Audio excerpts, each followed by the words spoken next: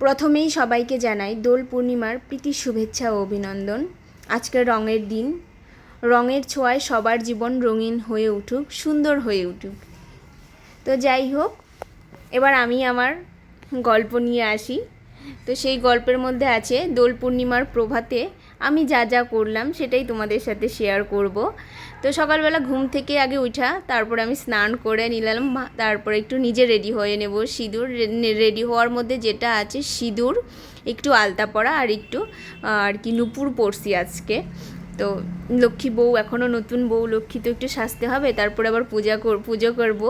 তো যাই হোক, নিজে সুন্দর, নিজে ভালো থাকলে সে হোক ঠাকুর, সে হোক মানুষ, অন্যজনকে ভালো আর সুন্দর রাখা যায়।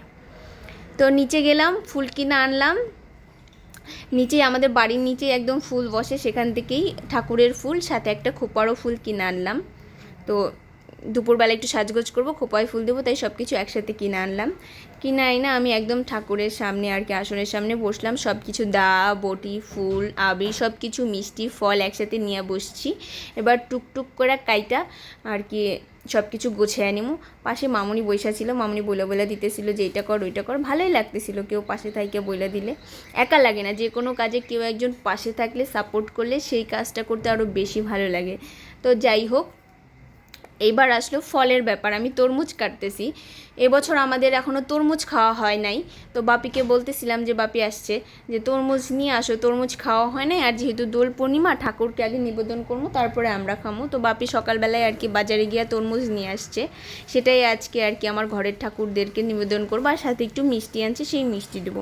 আর আমি একটু ফুল জল, এই সামান্য কিছু আর কি আমি আর কি ঠাকুরকে ভক্তি ভরে নিবেদন করব। কিন্তু ইচ্ছা ছিল ভোগ দেওয়ার, আজ না হোক কোনো একদিন আর কি সামনের বছর হোক, যখনই হোক ভালো করে নিজের হাতে রান্নাবাড়ি করে আমি আর কি আমার ঘরের ঠাকুরদেরকে ভোগ দেব। তো এর আগে আমি আমাদের ওই বাড়িতে দিছি মার সাথে, এই বাড়িতে এখন অবধি ভোগ দেওয়া হয় নাই। তো একদিন দিব, ইচ্ছা থাকলে উপায় হয়, আর সেইটা আর কি কাজেও পরিণত হয়। তো সব কিছু ফল টল মিষ্টি জল দিলাম, ফুল দিলাম। এবার আর কি একটু আবির দেব, নিয়ে একটু নিবেদন করব। আর যেভাবে যতটুকুই পারছি সেভাবেই ঠাকুরকে নিবেদন করছি। যে যেভাবেই ভক্তি ভরে নিবেদন করুক না কেন, ঠাকুর সব কিছুই গ্রহণ করে। এই ছিল আমার সকালবেলার কাজ দোল পূর্ণিমার। এরপরে যা দুপুরে আসে সেটাও করব ধীরে সুস্থে আস্তে। তো এভাবেই আমি আমার দোল পূর্ণিমার সকালটা কাটালাম। তো তোমাদের দোল পূর্ণিমায় তোমরা সকালবেলা কি করলে, কেমন কাটালে, সব কিছু জানিও।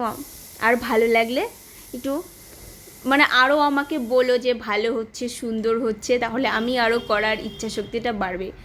তো ঠাকুরের ওখানে নিবেদন করে তারপরে আমি তুলসী গাছতলায় এলাম, তুলসী গাছে জল দিলাম, রেগুলার দিই, আজকেও দিলাম। আর ধূপশলা দিলাম, দিয়ে একটু তুলসী তলায় আমরা বলি, তুলসী তলায় আবির, তো তুলসী তলায়ও আবির ছোঁয়ালাম। এভাবেই ঠাকুরকে প্রথমে নিবেদন করে নিলাম আবির, তারপর আমরা খেলবো। হোলি, রং দেবো না তাই কখনো